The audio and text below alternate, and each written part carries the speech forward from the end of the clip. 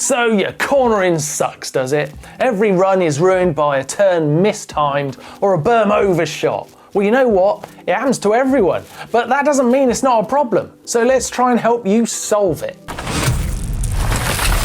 There are obviously many types of corners and we're all riding different bikes, and of course a myriad of different terrains too, which means your level of grip is also a huge variable. With all those variables, there isn't a quick fix to cornering, but even so, there are some points you can follow that will help you corner much better for sure. Some of it will need some practice, other things you can start thinking about right away. Before we get into some techniques, let's think about an important point that will cover everything I'm going to say from here on in. Vision.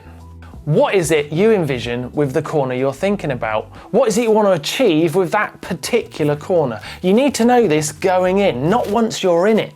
This forward-thinking approach will dictate how you think about the corner and the situation you're in. So whether it's a single corner you're sessioning or a thread of downhill turns you want to string together, or maybe a turn that you find particularly difficult and you just want to negotiate it any way possible.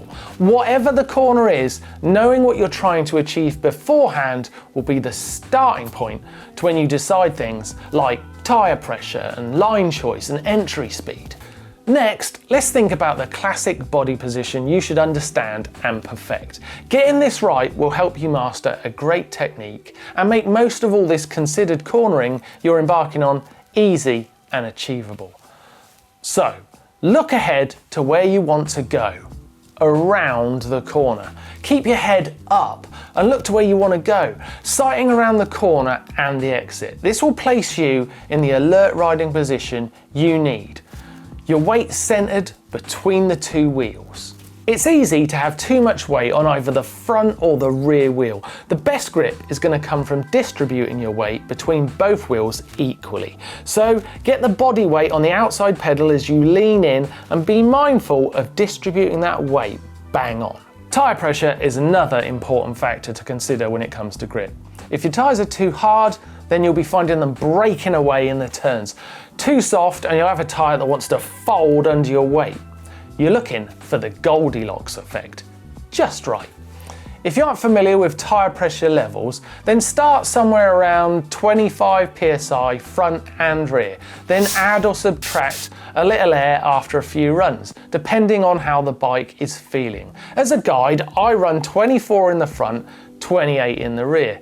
If you get comfortable with your setting, your tyre pressure will be such a big advantage. You'll have serious improvement in your riding performance across all terrain and obstacles, let alone cornering. Correct tyre pressure will make a big difference. So let's dive into a few top line points that once mastered will solve nearly all problems. If you do one of the next 4 things wrong, then it will be hard to correct.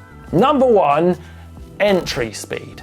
Heading into a corner at warp speed like Ormer-Peyron or Loic Bruni is fine, if you're Ormer-Peyron or Loic Bruni. One of the big mistakes is thinking the faster you go into the corner equals the faster you'll corner. It doesn't work like that. There is a correct entry speed which is dependent on all the factors I've already mentioned, such as bike setup, tyres, weather conditions and the terrain. Your ability to judge that speed is going to improve the further down the trail you ride, and then vastly more the more times you ride the trail, especially on the same day with the same conditions. A really good place to be is entering at a speed you can handle through the corner, a speed that works all the way through and keeps the exit speed high and maintaining flow along the trail. What you don't want is a need for heavy braking in the actual corner. This happens when you've entered too fast or if you need to get on the pedals uncomfortably quick on the exit because all your exit speed has disappeared through the entire corner because you've entered it too slow or needing to brake because you entered too quick. Entry speed is critical to get cornering. If you get it right, the rest will be a lot easier. Number 2, your actual corner speed. What is your actual corner speed? This is a factor that is obviously very dependent on my first point, entry speed. However, it is also something that needs to be maintained. Now, I won't lie, this can be a dark art. At the end of the day, this is one of the techniques that the greatest pros have mastered. And well, they're the best, right? So it's difficult to match them. We can still hold to a few smart rules though. One being don't brake in the corner. If you get the entry speed right, you won't need to. If you do brake, you'll be doing it at a moment where you have minimal grip and minimal control. So enter at the right speed, then stay off those brakes.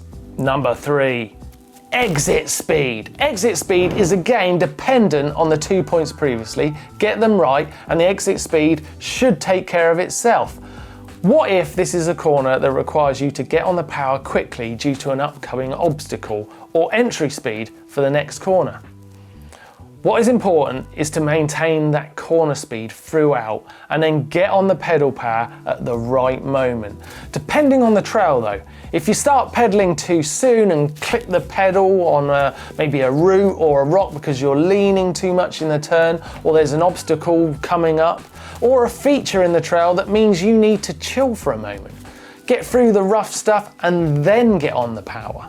Every corner is different. The more you ride it, the more you'll understand. But getting that timing coming in, the actual speed through the corner and exit speed, they all match up and it makes something perfect. But none of that counts if you don't get number 4 right, line choice. Last of these points to remember is line choice. This is a critical element to mastering corners. If you understand your options on line choice, then you can approach each corner with much more confidence.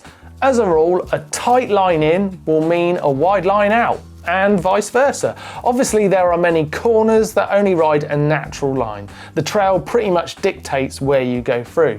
Messing with the line you enter the corner with will teach you a lot about what works and what doesn't. So sessioning a single corner is a great idea. It will really challenge your riding skills. Try as many lines in as you can and see what difference those lines make to the line and angle you exit the corner. So there you go, a few things to think about that will hopefully solve your cornering problems. Let me know in the comments if I've solved cornering.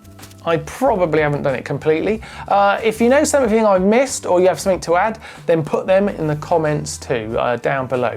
You'll not only be helping me, but your fellow riders to improve. Make sure you love, like and share this video on all the social platforms that you're watching it on, and make sure you subscribe to GMBN, and I will join you next time for another problem that we can solve together. See you next time.